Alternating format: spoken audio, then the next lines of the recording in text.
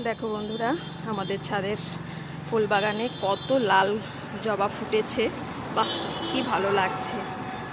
দেখেছো কত লাল জবা ফুটেছে, গাছ ভরে ফুটেছে। এরকম আমি এর আগে আর দেখিনি, এত একসাথে লাল ফুল ফুটতে আমি আর দেখিনি। আজকে এই প্রথম দেখলাম যে এত পরিমাণে লাল ফুল ফুটেছে।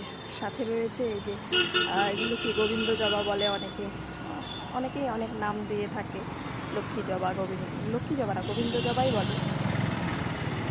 তো তোমরাও জানিও এই ফুলটার কী নাম, তোমরা বলো। আর এটা তো লাল জবা, রাঙা জবা। দেখো কত সুন্দর, তাই না বলো বন্ধুরা?